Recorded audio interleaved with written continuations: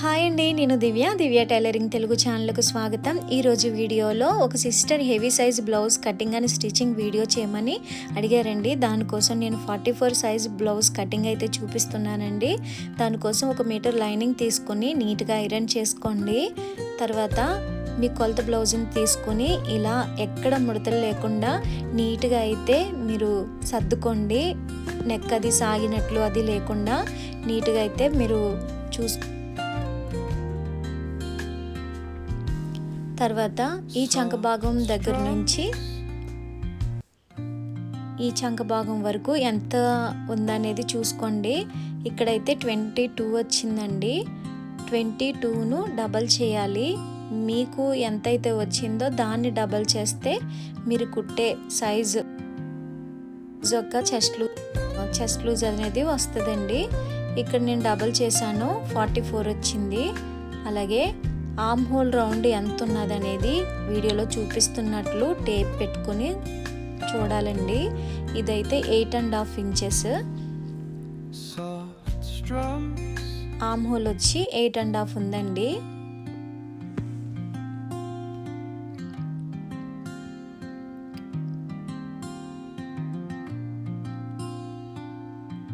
ఒక స్కేల్ అనేది తీసుకుని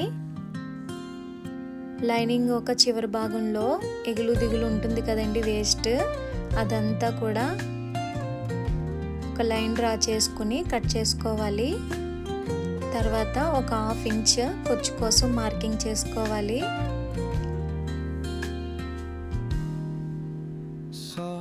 తర్వాత వచ్చి మీరు తీసుకున్న సైజ్ బ్లౌజ్ ఎంతైతే ఉందో దానిని 4 భాగాలు చేయాలండి. ఇక్కడ 44ను 4 భాగాలు చేస్తే 11 వచ్చింది. 11 ఇంచెస్కి మార్కింగ్ చేస్తున్నాను. తర్వాత ఖర్చు కోసం కావాలి కాబట్టి నేను 1 ఇంచ్ మార్కింగ్ చేస్తున్నానండి. మీకు కావాలితే 1.5 కూడా మీరు మార్కింగ్ చేసుకోవచ్చు. తర్వాత బ్లౌజ్ యొక్క లెంత్ ఎంత ఉన్నది అనేది చూసుకోవాలండి. లెంత్కి ఒక మార్కింగ్ చేశాను. ఇప్పుడు టేపుతో ఎంత ఉందో చూస్తున్నానండి. ఇది 16 వచ్చిందండి. అయితే మనకి కుట్లు కోసం ఖర్చు కావాలి కాబట్టి ఇంకొక 1 ఇంచ్ యాడ్ చేసి నేను 17కి మార్కింగ్ చేశాను. తర్వాత ఆ మార్కింగ్స్ని ఇలాగా ఒక బాక్స్ లాగా అయితే నేను డ్రా చేస్తున్నానండి.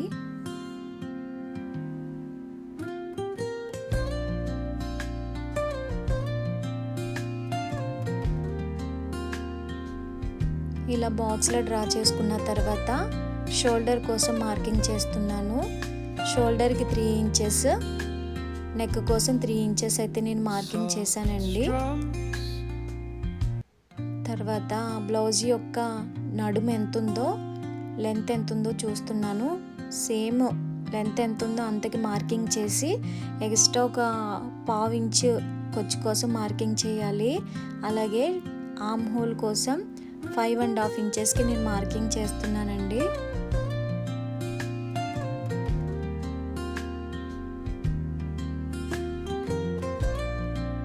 మిడిల్లో ఒక ఆర్మ్ రౌండ్ తీయడం కోసం 1.5 ఇంచ్కి మార్కింగ్ చేసి ఇలా వీడియోలో చూపిస్తున్నట్లయితే రౌండ్ షేప్ ఇవ్వాలి. తర్వాత ఆర్మ్ హోల్ రౌండ్ ఎంత వచ్చిందనేది చూసుకోవాలండి. ఒకవేళ మీరు తీసుకున్న ఆర్మ్ హోల్ రౌండ్ మీ ఆది బ్లౌజ్కి ఎక్కువైతే కనుక ఒక 1/2 ఇంచ్ పైకి మార్కింగ్ చేసుకుని మరలా మీరు చూసుకోవచ్చండి కరెక్ట్గా వచ్చిందో లేదని. అలా కాకుండా మీరు మార్కింగ్ చేసిందే ఉంచేసినట్లయితే అక్కడ ఉగ్గులు అనేటివి లూజ్గా ఉండడము అనేది జరుగుతుందండి. కాబట్టి కరెక్ట్గా ఎంతైతే రౌండ్ ఉందో అంతకే మీరు మార్కింగ్ చేయండి.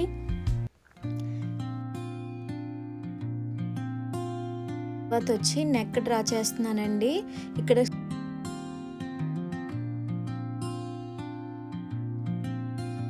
పెట్టమని చెప్పారండి. దానికోసం మనం నెక్ కోసం 3 ఇంచెస్ తీసుకున్నాం కదా, సేమ్ 3 ఇంచెస్నే కింద మార్కింగ్ చేయకూడదండి. ఒక 1/2 ఇంచ్ అనేది తగ్గించుకుని మనం మార్కింగ్ చేసుకోవాలి. ఎందుకు అంటే పైన పెట్టిన 3 ఇంచెస్ కింద కూడా పెట్టేస్తే నెక్ అంతా సాగినట్లుగా ఉంటుందండి. ఇది స్క్వేర్ నెక్ కదా, రౌండ్ నెక్కి తీసుకున్నట్లుగా స్క్వేర్ నెక్కి తీసుకోకూడదు. కొంచెం తగ్గించే కింద అయితే మార్కింగ్ చేయాలి. బ్యాక్ పార్ట్ కటింగ్ అయితే పూర్తయిందండి. తర్వాత హ్యాండ్స్ కటింగ్ చేస్తున్నాను.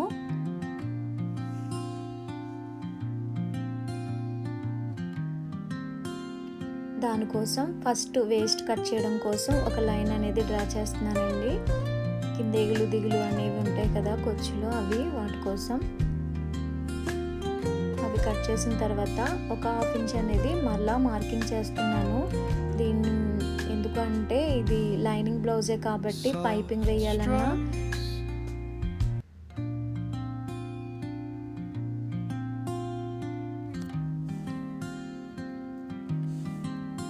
ఏదన్నా హ్యాండ్ కుట్టాలి అన్నా కొంచెం అవసరం కాబట్టి ఒక 1/2 ఇంచ్కి మార్కింగ్ చేసి సేమ్ ఆది బ్లౌజ్ హ్యాండ్ ఎలాగైతే ఉందో అలాగైతే మార్కింగ్ చేసుకున్నానండి. తర్వాత మనకి 8.5 హ్యాండ్ రౌండ్ అనేది కావాలి కదా, ఉందో లేదా అనేది ఒకసారి చెక్ చేసుకుని తర్వాత ఇలా వీడియోలో చూపించినట్లుగా మార్కింగ్ చేసుకోండి. 1.5 ఇంచ్కి అయితే నేను షోల్డర్ దగ్గర మార్కింగ్ చేసి చిన్నగా అయితే కరువులాగా ఇచ్చానండి, ఇలాగా హ్యాండ్ షేప్కి. తర్వాత మీరు ఎంత వచ్చిందో కూడా చూసుకోండి. హ్యాండ్ రౌండ్ కూడా కరెక్ట్గా వస్తే కట్ చేసుకోండి, మీరు మార్కింగ్ చేసుకున్న విధంగా. పొచ్చు కోసం పెట్టుకున్న దగ్గర ఒక టక్స్, అలాగే షోల్డర్ దగ్గర ఒక టక్స్ ఇవ్వాలి. మిగిలిన క్లాత్లో ఫ్రంట్ పార్ట్ అయితే కట్ చేసుకోవాలండి. మీరు క్లియర్గా చూసినట్లయితే అర్థమవుతుందండి. దానికోసం ఇలాగ బ్యాక్ పార్ట్ కట్ చేసుకున్నాం కదా, దాన్ని ఒక 2 ఇంచెస్కి మార్కింగ్ చేసి ఇలా ఫోల్డింగ్ అయితే చేయాలండి. ఫోల్డింగ్ చేసిన తర్వాత సేమ్ ఆ బ్యాక్ పార్ట్ ఎలాగుందో అలానే మార్కింగ్ చేయండి. ఆర్మ్ హోల్ కానీ మొత్తం నెక్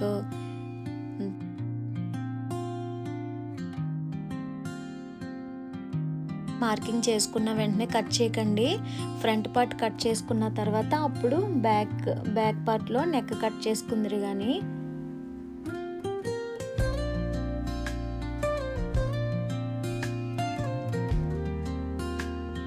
ఇది 44 సైజ్ కదండి, దీనికి ఫ్రంట్ పార్ట్లో నెక్ కోసం 7 ఇంచెస్ పెడితే సరిపోతుందండి. 7 ఇంచెస్కి నేను మార్కింగ్ చేసుకుని ఈ విధంగా అయితే రౌండ్ షేప్ లాగా పెట్టుకున్నానండి. ఇలా మీరు ఏ మోడల్ పెట్టాలనుకుంటే ఆ మోడల్ పెట్టుకోవచ్చు. తర్వాత ఉక్సులు పట్టి వైపు నుంచి 4వ కాజాకి ఒక మార్కింగ్ చేసుకోవాలండి. కాజా పట్టి వైపు అయినా చేసుకోవచ్చు, ఉక్సులు పట్టి వైపు అయినా చేసుకోవచ్చండి. ఆర్మ్ హోల్ దగ్గర మీరు బ్యాక్ పార్ట్ ఆర్మ్ హోల్ కన్నా ఒక 1/2 ఇంచ్ లోపలికి మార్కింగ్ చేసుకుని ఒక రౌండ్ అనేది తీసుకోవాలండి. తర్వాత చెస్ట్ లెంత్ అయితే ఉందో అంత లెంత్కో మార్కింగ్ చేసుకుని ఒక 1/2 ఇంచ్ కిందకి మార్కింగ్ అయితే చేసుకోవాలండి. ఇలా వీడియోలో చూపిస్తున్నట్లుగా ఒక 3 ఇంచెస్కి ఒక మార్కింగ్, డాట్ కోసం 3 ఇంచెస్కి మార్కింగ్ చేసుకుని ఈ విధంగా అయితే ఫ్రంట్ పార్ట్ షేప్ ఇవ్వాలండి. డాట్ వేస్తాం కదండి, కొంచెం ఫ్రీగా ఉండడం కోసం చివరిన కూడా ఒక 1/2 ఇంచ్కి నేను మార్కింగ్ చేశాను. మార్కింగ్ చేసుకున్న విధంగా అయితే కట్ చేసుకోవాలండి. మీకు ఏదైనా డౌట్ కామెంట్లో చెప్పండి, ఇంకా క్లియర్గా ఎక్స్ప్లెయిన్ చేయడానికి అయితే నేను ట్రై చేస్తాను.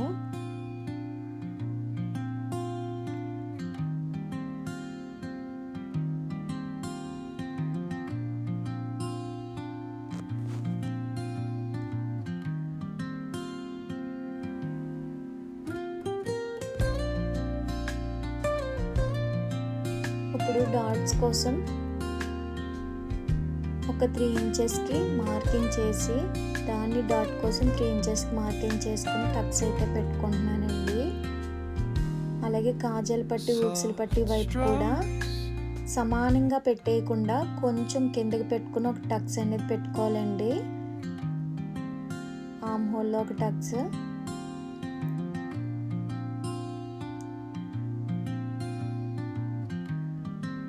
షేప్ బెల్ట్ల కోసం క్లాత్ కట్ చేస్తున్నానండి. ఈ షేప్ బెల్ట్ల యొక్క కటింగ్ నేను స్టిచ్చింగ్లో చూపిస్తాను. హ్యాండ్స్ జాయింట్ కోసం కూడా చిన్న పీస్ అయితే కట్ చేసుకున్నానండి. మిగిలిన పీస్లో క్లాత్ ఉంది కాబట్టి నేను బ్యాక్ బెల్ట్ కూడా కట్ చేసుకుంటున్నాను. మిగిలిన క్లాత్లో అయితే మనకి నెక్ పీసులు అవి వస్తాయి కదండి. అయితే ఈ నెక్కి కట్ వర్క్ అనేది పెట్టమని చెప్పారండి. అందుకోసం నేను నెక్ అయితే కట్ చేయలేదు. బక్రం మీద కట్ చేసి అప్పుడు నేను స్టిచ్చింగ్లో చూపిస్తానండి. అంతేనండి, బ్లౌజ్ కటింగ్ అయితే పూర్తయిందండి. స్టిచ్చింగ్ వచ్చి నెక్స్ట్ వీడియోలో చూద్దాం. ఈ వీడియో కనుక మీకు యూజ్ఫుల్ అనిపిస్తే ఒక లైక్ చేయండి. ఇలాంటి టైలరింగ్ వీడియోల కోసం మా ఛానల్ని సబ్స్క్రైబ్ చేసుకోండి. Thank you.